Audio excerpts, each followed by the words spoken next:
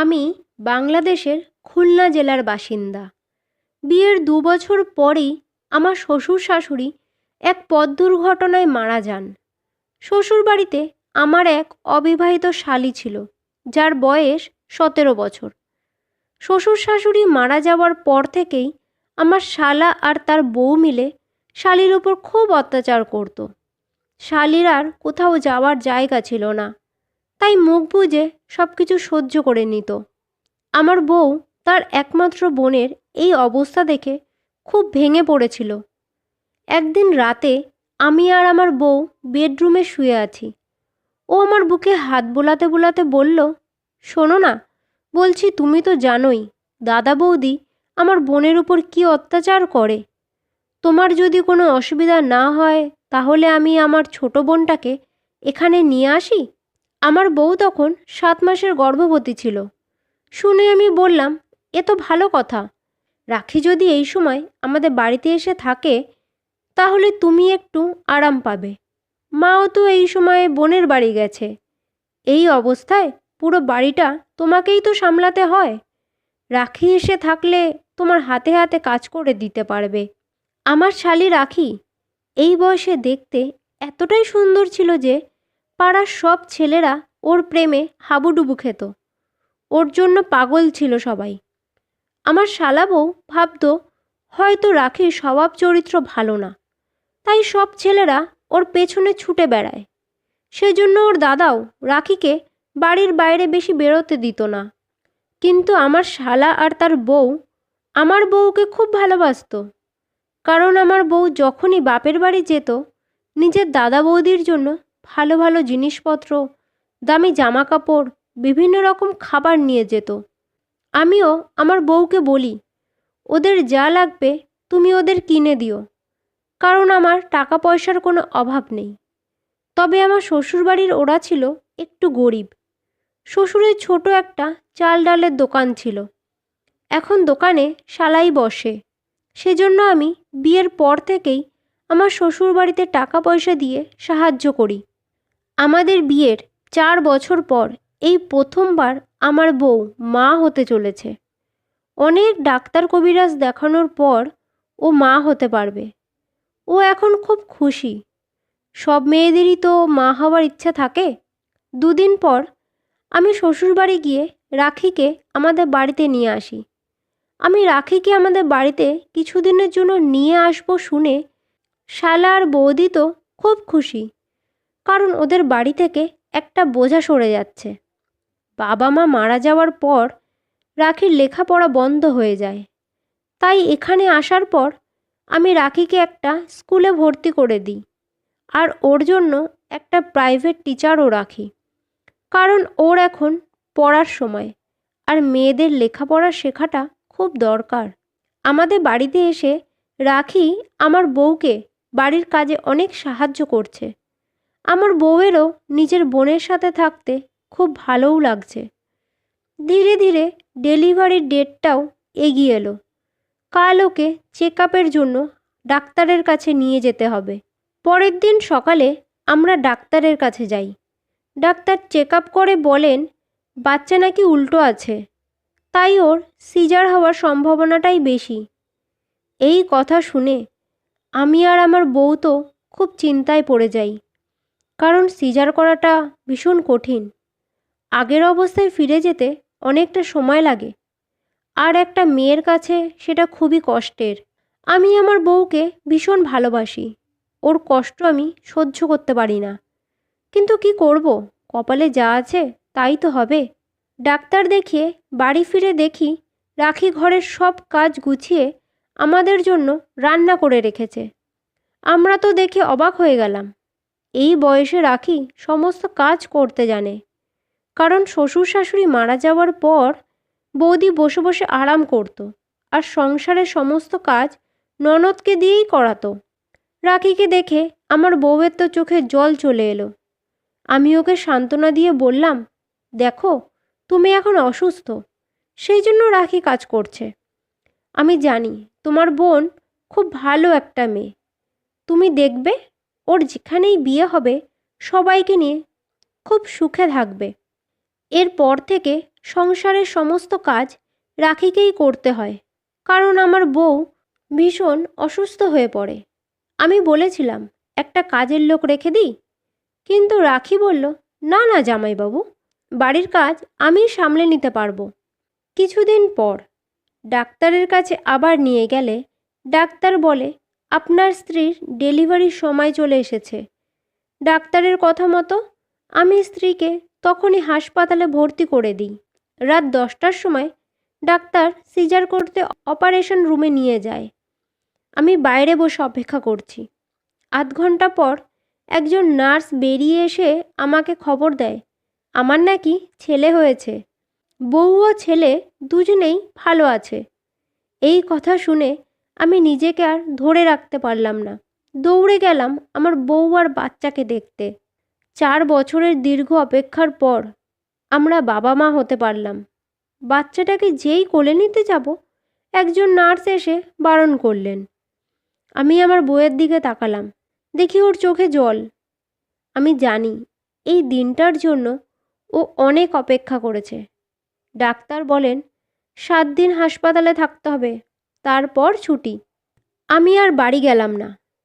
এভাবে 2-3 দিন হাসপাতালে কাটানোর পর আমি আর ঠিকমতো খেতে পারছিলাম না, আর না ঠিকমতো ঘুমোতে পারছিলাম। ধীরে ধীরে আমিও অসুস্থ হয়ে পড়ছিলাম।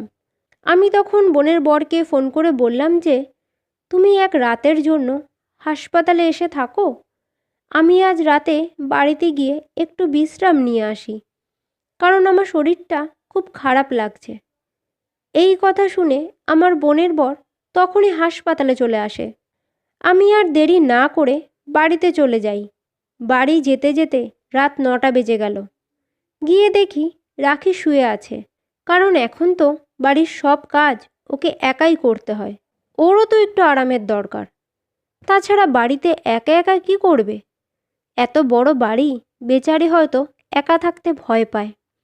শীতকাল, তাই আমি আর স্নান না করে হাত মুখ ধুয়ে বেরিয়ে এসে দেখি রাখি এখনও ঘুমোচ্ছে। ও আমার বেডরুমেই শুয়েছিল। এতটাই গভীর ঘুমে ছিল যে আমি ঘরে এসেছি সেটা বুঝতেও পারছিল না। খুব খিদেও পেয়েছিল, কিন্তু রাখিকে ঘুম থেকে ওঠানোটা আমি ঠিক মনে করলাম না। তাই রান্নাঘরে যা রাখা ছিল সেটাই খেয়ে আমি আমার বিছানায় এসে শুয়ে পড়ি। খুব লজ্জা করছিল। বিছানায় শালি শুয়ে আছে, আমি কিভাবে একই বিছানায় ওর সাথে শুই? রাত অনেক হয়ে গেছিল, তাই আর বেশি কিছু না ভেবে আমিও শুয়ে পড়ি। তবে সত্যি কথা বলতে, বউ ছাড়া অন্য কোনো মেয়ের সাথে একই বিছানায় এর আগে কখনো শুইনি। আজ একই বিছানায় একটা যুবতী মেয়ে শুয়ে আছে, তাও আবার সম্পর্কে আমার শালি। আমার ঘুমই আসছিল না। এদিক ওদিক করছিলাম, মনে মনে ভাবছিলাম বাড়ি না এসে হাসপাতালে থাকলেই ভালো হতো। কিছুতেই চোখে ঘুম আসছিল না। কি করব কিছু বুঝতেও পারছিলাম না। কিছুক্ষণ এইভাবে কাটার পর এবার আমার মনে অন্যরকম চিন্তা ভাবনা আসতে শুরু করলো। ভাবলাম রাখিকে একবার ডাকবো, বলবো কি আমার চাহিদা পূরণ করে দিতে। কিন্তু ও যদি আমার বউকে সব কিছু বলে দেয়, তাহলে কি হবে? এদিকে কিছুতেই আমার ঘুম আসছিল না। রাখি আমার বউয়েরই একটা নাইটি পরে শুয়ে আছে আমারই বিছানায়। বুকের উপর একটা ওড়নাও নেই মনে হচ্ছিল। কিন্তু আমি তো নিজের বউকে খুব ভালোবাসি, তাই কোনো রকমভাবে নিজেকে সামলে নিয়ে পেছন ফিরে শুয়ে পড়ি। কিন্তু কি জানি সেই রাতে আমার কি হচ্ছিল, আমি কিছুতেই নিজেকে সামলাতে পারছিলাম না। আমি তখন ঘুমের নাটক করে আমার একটা হাত ওর পেটের উপর রাখি। তখনই হঠাৎ ওর ঘুম ভেঙে যায়। আমাকে দেখে ও একটু অবাক হয়ে যায়। আমি চোখ বন্ধ করে সব কিছু বুঝতে পারছিলাম, কিন্তু ও আমার হাতটা সরানোর চেষ্টা করছিল না। মনে হচ্ছিল যেন ও জোরে জোরে নিঃশ্বাস নিচ্ছে। হয়তো আমার মতন ওরও শরীর আর মন কিছু চাইছে। এবার আমি সাহস করে আমার হাতটা ওর পেটের আরও একটু উপরে রাখি। 1-2 মিনিট পরে রাখি একটু একটু করে আমার দিকে এগোতে থাকে আর আলতো করে আমার কপালে ওর ঠোঁটটা ছোঁয়ায়। সঙ্গে সঙ্গে আমি চোখ খুলে বলি, এসব কি হচ্ছে? রাখি বলে, জামাইবাবু, আমি তো তোমার সাথে মজা করছিলাম, কারণ আমি জানি তুমি ঘুমাওনি। সেই জন্য আমিও তোমার সাথে একটু মজা করছিলাম। তুমি কি ভেবেছো আমি ঘুমিয়ে আছি? তোমাকে পরীক্ষা করার জন্য আমি এতক্ষণ চোখ বন্ধ করে শুয়েছিলাম। রাখির কথা শুনে আমি খুব ভয় পেয়ে যাই। এবার যদিও নিজের দিদিকে সব কিছু বলে দেয়, তাহলে কি হবে? আমি বললাম, রাখি, তুমি কি আজকের রাতটা আমার সাথে কাটাবে? তুমি যদি তোমার দিদির অভাবটা পূরণ করে দাও তাহলে। আমার কথা শেষ হওয়ার আগেই রাখি আমায় থামিয়ে দিয়ে বলল, এটা আবার বলার মতন কোনো কথা নাকি? তুমি আমার জিজু, তুমি যা চাও তাই করতে পারো। দিদির সাথে সাথে তোমার খেয়াল রাখাটাও আমার কর্তব্য। তবে দেখো, আজকের কথাটা যদি দিদি জানতে পারে তাহলেও অনেক কষ্ট পাবে। শুনে আমি বলে উঠলাম, না না, তোমার দিদি কিছুই জানতে পারবে না। তারপর আমাদের মধ্যে সেই সব কিছুই হলো, যেটা একটা বিবাহিত স্বামী স্ত্রীর মধ্যে হয়। পরের দিন সকালে আমি রাখিকে বললাম, কাল রাতের কথা কোনোভাবেই যেন তোমার দিদির কানে না যায়। রাখি বলল, আমাকে আর বলতে হবে না। কাল রাতের কথাটা আমরা দুজনেই ভুলে যাব। ভবিষ্যতে এরকম কোনো কথাই আর আমাদের মধ্যে হবে না।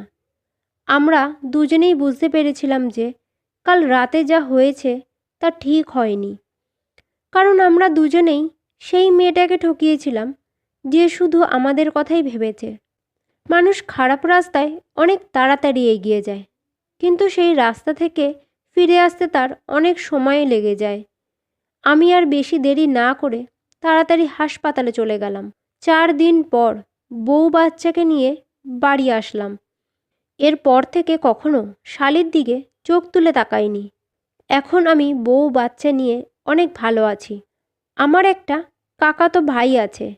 সে কলেজের ছুটি পেলেই আমাদের বাড়িতে চলে আসতো। এখানে আসতে নাকি ওর খুব ভালো লাগে, সেজন্য আমিও কিছু বলতাম না।